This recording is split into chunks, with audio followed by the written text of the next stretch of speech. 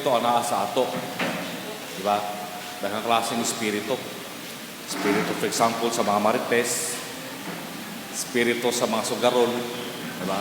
Espiritu sa daghan kayo. Espiritu sa alcohol. Tanan. So, unsa may pasabot sa nato niini mga pinangga nga maigsuna, no? Mo na nga, let us try to connect again, no, ang ato ang mga readings with the rest of the readings. First, responsorial psalm, second reading, and our gospel. The first reading describes the descent of the Holy Spirit upon the apostles. Public people actually noticed this one. The psalm recognizes the work of the Spirit in creation and renewal. The second reading reiterates that the gifts come from the same Spirit. We have no right to be divided. Ayay, kung ikaw di ang gako sa division sa usa ka community, unsa man na klase ng espiritu. Di ba? Dili na sa ang prompting sa atong spirit. The gospel reading talks about Jesus breathing the Holy Spirit upon the apostles. Karon napuntahan ako kanina, unsa nga klaseng espiritu ang naa sa inyo ha? Pagkakita sa mga tao sa imo ha, susnaan po din murag demonyog nawong. Sila ba makasulti ingon ana? O sila makasulti ay salamat, naa na sad ni siya, malipay na sad ta. Di ba? Now, what is the role of the Holy Spirit in our lives? Di ba? Do we possess this Spirit? Or do other spirits possess us? Di ba? Take note, my dear friends, if you are hurting or if you are still hurting and yet you continue to inspire others, congratulations.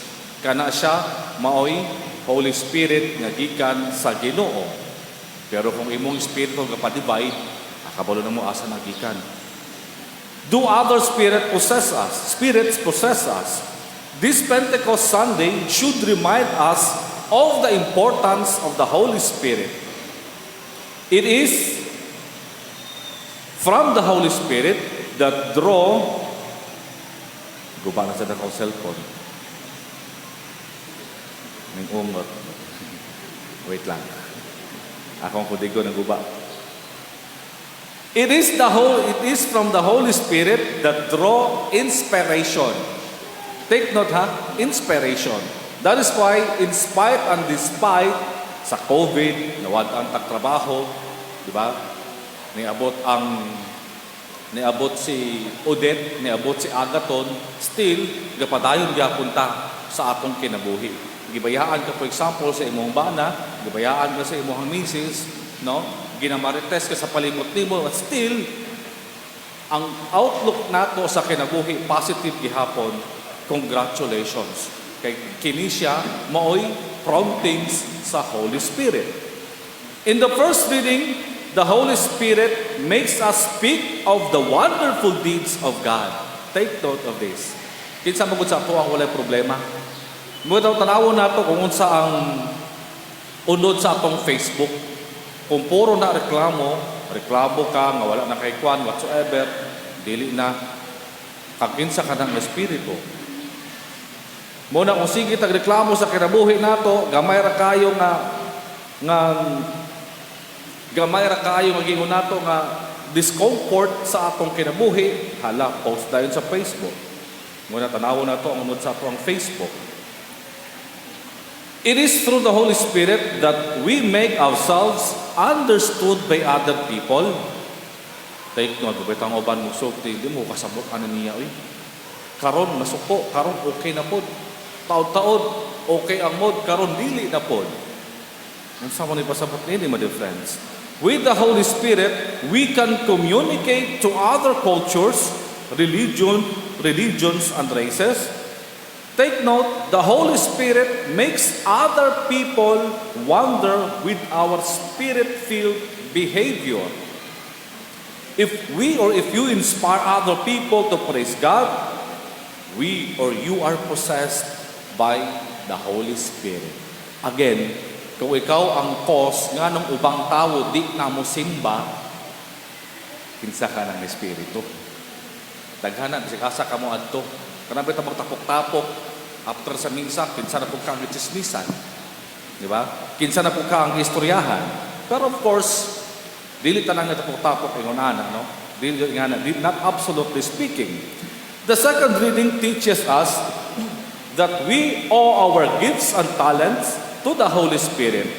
We therefore should use them for the good of the community and for the good of ourselves.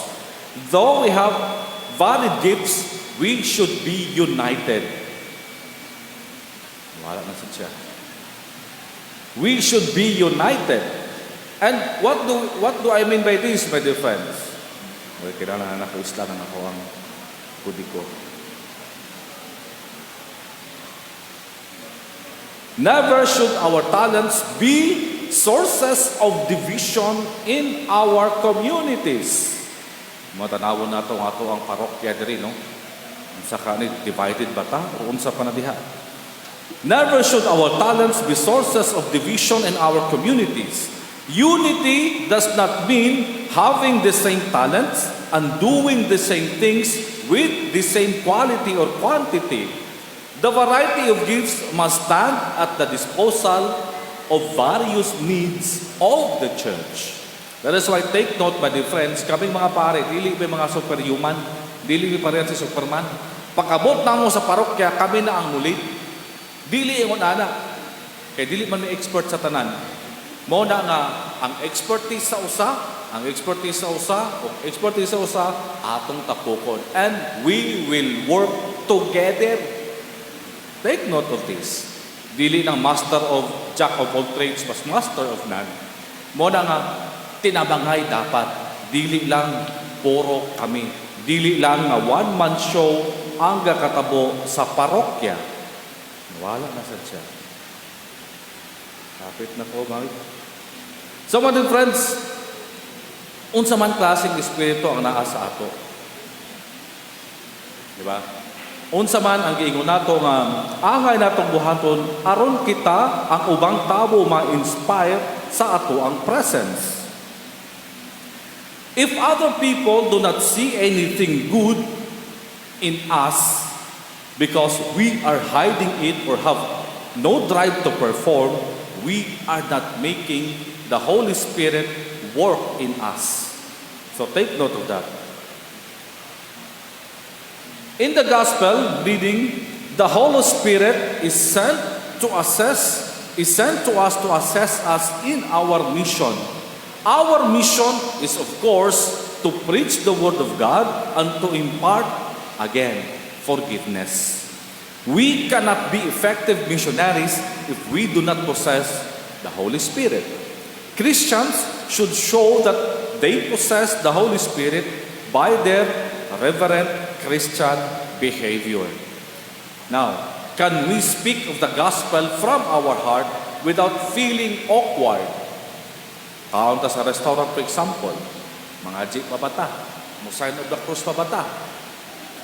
Now, can we forgive or can you forgive our brothers and sisters who have offended you? Let us then show mercy. Now, let us contextualize this sa ato ang community, sa ato ang simbahan. In the church, there are many charismatic groups. Their mission is to help renew the church. They have drawn wayward Catholics to the fold. But some charismatic groups put themselves in opposition to the institutional church. Kaya bitaw din ang mutuo. Diba? Gisulti sa obispo ng ani, pero lahi ang gihimo. Kini sila dapat correctionan, of course. Not to, dili panigisan, kundi correctionan. Without proper guidance, they can go into different directions and disintegrate later. Pila ka buka to ang mandated organization dari? Nag-function pa ba ni? Diba? Kinsa man to mga dormant nga mga mandated organizations, base kinahanglan nato no i-review ang atoang values, ang atoang core values and mission. Not only talents can be the source of their own division, but also, number one, money and power. When they talk more about money, they and their organizational problems, they are courting disaster, and soon they will lose the relevance in the church. In the church, many organizations and individuals need to be corrected. They do not follow their own rules. We can see, or you can see in their long and unhappy faces, that nothing good is happening to them. Sometimes, something always falls up when they are present, my dear friends. Many of the so-called Catholics do not go to confession. They are influenced by our separated brethren. Synodality works if we believe that the Holy Spirit can work effectively with each member of the community. Some members, like the youth, are full of energy, talents, goodwill, and expectation, a sign of the presence of the Holy Spirit. They are good animators and facilitators. They can speed up evangelization. The Eucharist is a spirit-filled celebration. The participation in the Eucharist is our response to the promptings of the Holy Spirit. In the Mass, we unite ourselves with one another and with Christ in the Spirit. In the Eucharist, we ask the Holy Spirit to guide us, enlighten us, and enliven us in our mission. So, my dear friends, let this be our reflection. Amen. Please all stand.